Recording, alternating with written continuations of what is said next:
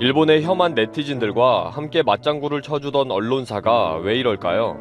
아베가 3차 세계대전이 될 줄 몰랐다 라고 한숨을 쉬었다는 상황이 되다 보니 살아보겠다고 몸부림치는 걸까요? 일본의 데일리 신조는 친아베 성향 극우 매체입니다. 평소에도 삼성이 국외 도피를 준비하고 있다. 한국이 다시 외환 위기에 빠질 위험에 처했다. 한국 정부는 종일 거짓말 등 소설을 쓰는 것이 일상일 정도입니다. 메이저가 아니면서도 혐한으로 돈을 버는 유력 언론사입니다.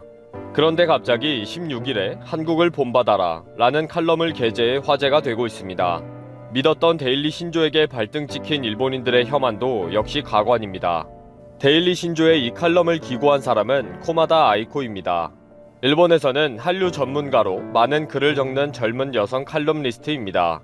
종종 혐한적이기도 하지만 때로는 객관적인 입장에서 글을 적기도 합니다. 코마다 아이코가 이런저런 글을 적는 것은 본업이 그런지라 그러려니 합니다. 그러나 친아베 극우 매체인 데일리 신조가 한국을 본받아야 한다 라는 제목과 내용의 칼럼을 메인 화면에 올리고 게재했다는 사실이 놀랍습니다.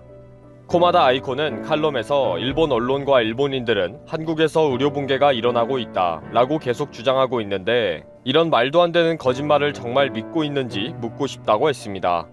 한때 종교단체의 31만 명 신자 명단으로 몰렸지만 도리어 이 시기에도 한국에서는 철저한 검사와 최종 판정자의 추적으로 통제하고 있었다는 것입니다. 그리고 이 시기에 한국에 있던 일본인은 이때의 한국에 있어서 정말 다행이다 라는 말을 할 정도였는데 무슨 의료 붕괴를 주문 외우고 있냐고 비판했습니다. 한국은 의료 붕괴가 우려될 때 증상이 중한 사람은 전원 집중치료시설로 입원했고 증상이 가벼운 사람은 생활치료센터로 이송, 단순 접촉자는 자택 격리 시스템이 가동되었다고 소개했습니다. 그리고 자택 격리된 사람에게는 자치단체에서 격리 지원 물품이 공급되었는데 햇빵과 인스턴트국 그리고 치약 세트 등 위생용품까지 갖추고 있었다고 했습니다. 또 수시로 직원이 찾아와서 체온을 체크하면서 상태를 정기적으로 관리했다는 거죠. 일본은 PCR 검사를 하지 않으면서 꾸준히 판정자를 늘려가고 있을 때 한국은 적극적인 PCR 검사를 통해 전파 자체를 통제하면서 의료 붕괴를 확실히 막아준 것이라고 했습니다. 코마다 아이코는 일본은 의료 붕괴를 핑계로 PCR 검사를 하지 않았지만 한국은 차후에 의료 붕괴를 막기 위해 PCR 검사를 적극적으로 했다.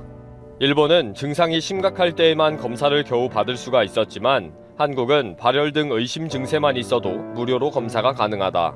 한국은 하루에 2만 건을 검사하지만 일본은 6일 아베가 직접 하루 2만 건으로 늘리겠다고 하고는 아직도 전혀 늘어나지 않고 있다. 일본은 입국자에게 2주간의 자택격리와 대중교통 이용 자제를 요청하겠다고 밝혔지만 한국은 입국자 전원을 2주 동안 시설에서 격리해주고 비용도 140만 원으로 해주고 있다 라고 비교하면서 한국에게서 배워야 한다고 주장했습니다. 친아베 극우 매체 데일리 신조가 이 정도의 객관적인 칼럼을 메인 화면에 올릴 사정도 이해는 됩니다.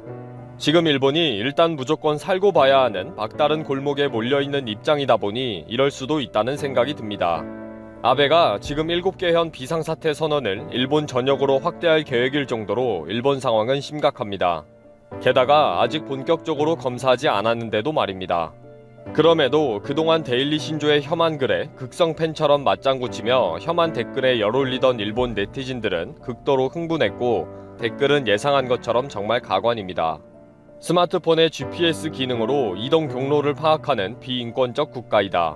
한국 정부가 그동안 국민을 감시했던 기능이 드러났고 기능을 발휘한 것뿐이다. 이 사실을 모르는 한국인들이 불쌍하다.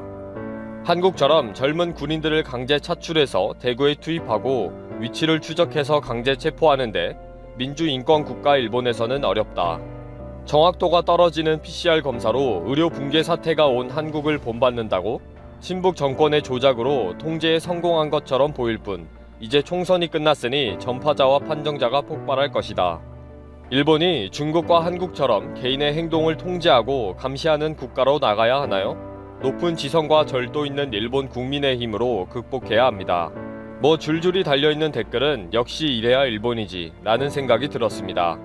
일본 전역에서 PCR 거부와 집단 전파의 진실이 여기저기서 터지고 있는 상황인데도 혐한 네티즌들은 조금도 변함이 없었습니다. 그리고 지난 15일 한 일본인이 한국에서 자가격리를 하는 동안 지자체로부터 받은 격리 구호 물자를 보고 8일 트위터에 올린 한국의 배려에 감동받았습니다. 라는 글이 야후 재팬을 통해 일본에 공개되었습니다. 한국은 인터넷 쇼핑과 택배가 잘 되어 있어서 큰 불편은 없는데도 외국인에게까지 이렇게 세심하게 배려하고 관리해주는 것이 고마웠다. 지난달 일본에 갔을 때에는 2주간 자가격리하라고 안내하고는 대중교통을 이용하라고 해서 놀랐는데 한국은 공항에서 앱을 깔고 개인 차량 이동을 확인하고 매일 확인 전화를 주는 것에 큰 차이를 느꼈다. 이런 댓글에도 여전히 댓글은 화끈했습니다. 그렇게 좋으면 후진국 독재국가 한국에 살아라. 일본은 자유인권 국가이다. 한국 국민은 정권이 뿌리는 돈에 쉽게 좌지우지하고 데모나 정권 교체도 돈 따라 움직이지. 이 기사는 일본에 전하지 않아도 됩니다. 자기 만족에 사는 나라 이야기인데 민족 국가의 요청이냐, 인권 침해 국가의 강제이냐. 한국은 벌금과 체포와 추방으로 통제하는 국가이기 때문에 가능하다. 댓글은 여전히 고장난 죽음기였습니다. 아베가 전국으로 비상사태를 확대하고 매일 최종 판정자 숫자가 신기록을 세우면서 불행한 일을 당하는 사람들이 속출하는데도 여전합니다. 세계 경제가 어려운 상황에서도 한국이 OECD 국가에서 제일 좋은 경제 성장으로 잘 버틸 수 있을 것이라는 보도가 있었습니다. 일본은 아베가 곧 비상사태를 전국으로 확대하면 일본 경제는 정말 회복 불가능의 침체 상황에 빠질 것이라는 평가도 있었고요. 진실과 자유의 가치를 추구하는 진자유TV입니다. 중국 코로나 바이러스 여파로 중국 내 실업자가 2억 명에 달할 수 있다는 분석이 다른 곳도 아니고 중국 내부에서 나와 주목을 끌고 있습니다. 중국이 공식 발표한 실업률은 6.2%에 불과한데 2억 명이라니 도대체 중국에 존재하는 진실은 무엇일까요? 중국의 선전 왕정자산관리공사의 류천재 수석 이코노미스트는 최근 발표한 보고서에서 코로나 사태로 중국에서 마찰적 실업자 2억 500만 명이 생겨날 것이라며 대기업 500만 명, 중소기업 2천만 명, 서비스업 1억 8천만 명의 일자리를 잃을 것으로 추정한다고 밝혔습니다. 마찰적 실업은 일시적으로 구직자는 많은데 구인자가 없어 노동력 수급이 불균형한 상태가 돼 생기는 실업을 말합니다. 중국의 공식적인 노동자 숫자는 7.75억 명입니다. 그런데 중국의 인구가 14억 명인데 노동자 숫자가 절반이 조금 넘다니 좀 이상하죠. 18세 미만의 미성년자나 대학교 재학 중인 사람들, 은퇴한 사람들을 빼더라도 인구 대비 노동자 숫자가 적어 보입니다. 중국은 다른 나라들에 비해서 맞벌이 인구 비중이 아주 적다는 의미일까요? 도대체 잘 이해가 가지 않는 수치입니다. 사실 중국이 인구 대비 공식적인 노동자 숫자가 적은 것은 통계상 드러나지 않고 있는 노동자들이 있기 때문인데 바로 그들을 농민공이라고 부르고 그 숫자는 2.9억 명에 달하고 있습니다. 중국 내부에서 터져나온 대량 실업의 경고는 바로 이들이 받게 될 고통을 말하고 있었습니다. 이코노미스트가 분석한 실업자 2억 500만 명의 대부분을 차지하는 집단은 바로 농민공, 농촌 호구를 갖고 있는 도시 노동자입니다. 이들은 경기가 어려울 때 가장 먼저 직장을 잃는 취약계층입니다. 이들은 대부분 임시직으로 소규모 사업장이나 서비스업에 종사하고 있고 도시 노동자들처럼 교육, 의료 등 사회보장제도의 혜택을 받지 못하고 동일 노동을 해도 도시 노동자들에 비해 훨씬 낮은 급여를 받고 있어 원천적으로 불평등에 노출되어 있는데 코로나 사태로 인한 직격탄을 맞은 것입니다. 춘절 연휴 때 고향에 내려갔다가 코로나발 교통통제로 발이 묶인 사례도 많다고 합니다. 그러나 농민공 실업률은 중국 통계에 잡히지 않습니다. 중국의 실업률 통계는 고용주 조사로 이루어지는데 농민공 고용은 불법이라 실태 파악이 불가능하기 때문입니다.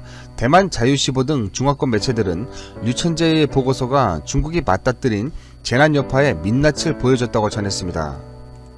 이런 마당인데 중국은 바오류, 즉 6%대의 성장을 포기하냐 마냐를 놓고 내부적으로 논란이 고조되고 있다고 합니다. 아니 노동자의 20%, 2억 명이 실직을 할 판인데 6%대 성장을 하냐 마냐가 뭐가 중요하겠습니까? 그런데도 이들은 수치에만 집착을 하고 있는 것이죠. 다시 말해 바오류고 뭐고 이런 상황이면 실업 대책부터 고민하는 게 정상인데 중국 공산당 입장에서는 대규모 실업에 내몰릴 농민공들은 어차피 통계상에 없는 노동자들이기 때문에 자국민으로 취급을 하지 않고 있고 통계에 잡히는 숫자들만 중요하다는 것입니다. 중국의 2억 명에 달하는 실업자가 발생하는 원인에는 역시 대규모 기업 파산의 도미노 현상 때문입니다. 중국은 올해 1분기에만 46만 개가 넘는 기업이 문을 닫았는데 이 중 수출 관련 기업은 2만 6천 개라고 합니다. 특히 연해 지역은 재앙적인 수준의 타격을 입고 있는데 유럽과 미국 기업의 주문이 줄면서 이들 지역의 수출 기업이 재앙 수준의 피해를 본 것입니다. 익명을 요구한 선전의 한 소규모 기업 경영자는 미중 무역전쟁 영향으로 수주 물량 확보에 실패한 업체들이 생존했지만 2달 동안 이어진 중국 코로나 바이러스 바이러스로 인해 미국과 유럽 쪽의 주문을 받지 못했다면서 선전 지역에서 생존한 수출 기업은 한 산업단지마다 몇 개뿐이라고 말했습니다. 중국은 실물 경기 침체로 금융기업들도 연이어 파산 위기에 몰리고 있는 상황입니다. 그런데요, 중국에 주문이 들어오지 않고 있는 이런 현상은 앞으로 코로나 사태가 진정된다면 다시 회복이 될 수 있을까요? 글로벌 주문이 중국에서 사라지면서 글로벌 기업들은 큰 고민을 하게 되었습니다. 계속 중국 중심의 공급 체인에 의존을 해야 하는가라는 고민 말입니다. 현재의 고통은 중국은 글로벌 서플라이 체인으로 연결된 탓에 받고 있는 고통이지만 미래에 있을 고통은 글로벌 서플라이 체인에서 배제되거나 약화되면서 더 큰 고통이 따를 것으로 저는 전망하고 있습니다. 중국 경제가 정말로 심각할 수밖에 없다는 증거는 전자상거래 업체들의 수익 감소에서도 나타나고 있는데 우리나라 같은 경우 코로나 사태에도 쿠팡, 배달의 민족 등 전자상거래 업체들은 오히려 호황을 누리고 있다고 하죠. 그런데 중국은 전자상거래 기업인 알리바바의 핵심 업무 광고와 커미션 수익은 최고 140억 위안의 피해를 입은 것으로 추정되고 또 중국 전자상거래 시장의 신흥 강자인 판도더도 22억 위안의 손실을 떠안게 됐다고 합니다. 아까도 말씀드렸지만 중국은 농민공들 2억 명이 대량으로 실업 상황에 내몰리게 되면서 오프라인 상점의 경기뿐만 아니라 온라인 거래까지도 함께 줄어들어 경제 자체가 대폭 쪼그라들고 있는 상황인 것이 이러한 통계에서도 나타나고 있는 것입니다. 게다가 중국의 부동산 개발 업체들은 과거 엄청난 부양책으로 우후죽순 생겨나 여기저기 필요도 없는 건물들을 짓고 있었는데 코로나 여파로 전례 없는 압박에 직면해 침체에서 벗어나지 못할 조짐을 보이고 있습니다. 기사 제목처럼 정말 전례 없는 엄청난 압박 상황에 직면한 것입니다. 부동산 시장이 잘 되려면 집을 사는 사람들이 있어야 하는데 대량 실직으로 부동산 담보대출 원리금을 상환할 여력이 없어진 중국 인민들이 집을 살 수 있을 리가 만무하기 때문에 이것이 부동산 시장에 직격탄을 날리고 있는 것입니다. 한편 앞서 중국 통계국은 올해 1, 2월 부동산 개발 투자가 지난해 같은 시기보다 16.3% 감소했고 주택 신규 착공 면적도 지난해 같은 시기와 비교해 44.9% 줄었다고 발표했습니다. 부동산 과잉 공급의 결과가 이제 나타나고 있는 것입니다. 많은 부동산 기업들이 문을 닫을 것입니다. 중국 정부는 1, 2월 극심하게 위축됐던 중국 제조업 생산량 회복을 위해 근로자 직장 복귀, 공장 조업 재개를 서두르고 있지만 상황은 예상치 못한 방향으로 흘러가고 있습니다. 코로나 바이러스 여파로 공급망에 타격을 받은 데 이어 중국 경제 앞에는 다른 충격이 도사리고 있습니다. 해외 시장의 수요에 변동이 생긴 것입니다. 중국의 고객들이 줄어들고 있습니다. 공급 체인의 중단이 오래 지속되다 보니 이제는 중국의 과거 고객들이 중국을 떠날 수 있는 상황이 점점 늘어가고 있습니다. 과연 팬데믹이 종식된 이후 중국을 중심으로 이루어진 공급 체인은 어떻게 변화가 되어 있을까요?